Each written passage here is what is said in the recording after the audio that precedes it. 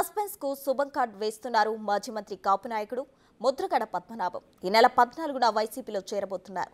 పదవులు ఆశించకుండా పార్టీలో చేరతానని మొన్న తనను కలిసి వైసీపీ ముఖ్య నేతలకు చెప్పారు ఆయన. తన కుమారుడు గిరిబాబుతో కలిసి ముఖ్యమంత్రి జగన్మోహన్ రెడ్డి సమక్షంలో వైసీపీ కండువా కప్పుకోనున్నారు. ముద్రగడతో పాటు పలువురు కాపు నేతలు వైసీపీలో చేరే సూచనలున్నాయి.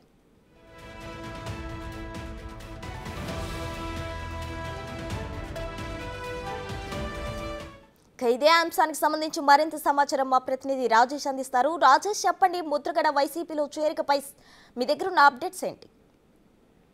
Good morning. మరి కాసేపట్లో ముద్రగడ పద్మనాభం పత్రికా సమావేశం ఏర్పాటు చేయనున్నారు. ఈ సమావేశంలో భాగంగా గత కొద్ది రోజులుగా జరుగుతున్న సస్పెన్స్ కు తెరదించనున్నారు.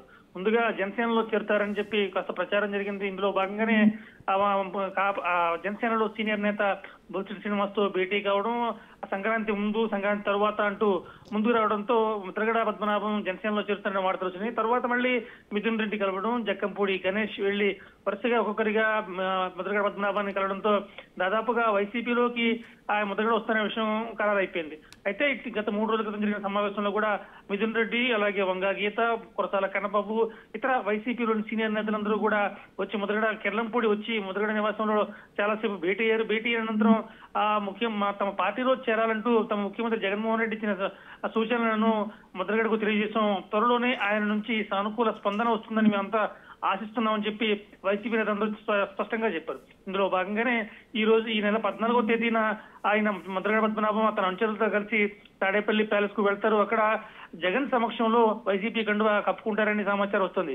అందులో భాగంగానే ముందుగా అంటే ఈ నెల 12వ తేదీ ముందుగా ఈ నెల 12వ తేదీన చలో విజయవాడతో బయలుదేరి భారీగా ర్యాలీతో తాడేపల్లి వెళ్తారు. అక్కడ జగన్ సమక్షంలో కండువా కప్పుకుంటారని సమాచారం వచ్చినప్పటికీ తర్వాత 14వ తేదీకి పోస్ట్ పోన్ చేసినట్లుగా తెలిసింది. ఈ నెల 14వ తేదీన కుమారుడు గిరిబాబుతో కలిసి నేరుగా తాడేపల్లి వెళ్తారు. అక్కడ ఇద్దరు కూడా వైసీపీ కండువా కప్పుకొని మళ్ళీ జగన్పేట చేరుకుంటారు. అయితే జగన్పేట చేరుకున్న తర్వాత వైసీపీలోకి వచ్చిన తర్వాత ముద్రగడ మాత్రం ప్రత్యక్ష రాజకీయాల్లో ఉండను, ఎటువంటి పదవులు ఆశించకుండా పరోక్షంగా పార్టీకి సేవ చేస్తారని చెప్పినట్లుగా తెలుస్తుంది. తన కుమారుడు గిరిబాబుకు మాత్రం రాజకీయ భవిష్యత్తు ఇచ్చేలా చూడాలని చెప్పి వైసీపీ నేతలను కోరినట్టు తెలుస్తుంది.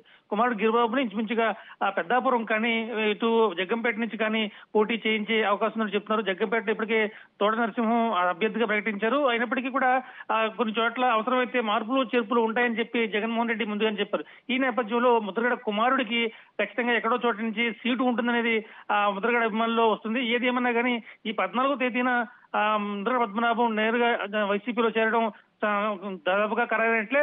దాంతో ఆయన చుట్టూ జరుగుతున్న రాజకీయాలకు చెక్ పెట్టారని చెప్పారు. అయితే ఒకవేళ ముద్రగడ పద్మనాభాన్ని కాకినాడ నుంచి ఎంపీగా పోటీ చేపిస్తారు అనేది ఒక కనబడుతుంది. అయితే అప్పటికే ఎంపీగా చేర్చాలంటే అప్పుడు ఆల్రెడీ వైసీపీ చలమల శెట్టి సునీల్ అనే వ్యక్తిని ఇక్కడ నుంచి ఎంపీ అభ్యర్థిగా నిర్ణయించి ఆల్రెడీ తన ప్రజల మధ్య తిరుగుతుంది. దాంతో ఇప్పుడు ప్రెసిడెంట్ మాత్రం ముద్రగడ చెప్తున్నట్లుగా తను ఏ పదవి ఆశించను, కేవలం పార్టీకి సేవ మాత్రమే చేస్తానని చెప్పి ముందుకు వస్తున్న నేపథ్యంలో కుమారుడు గిరిబాబుకు మాత్రం ఎక్కడో చోట ఎమ్మెల్యే అభ్యర్థి సీట్ ఇచ్చే అవకాశం ఉంటుంది. Prasuna. Right Rajesh, thank you.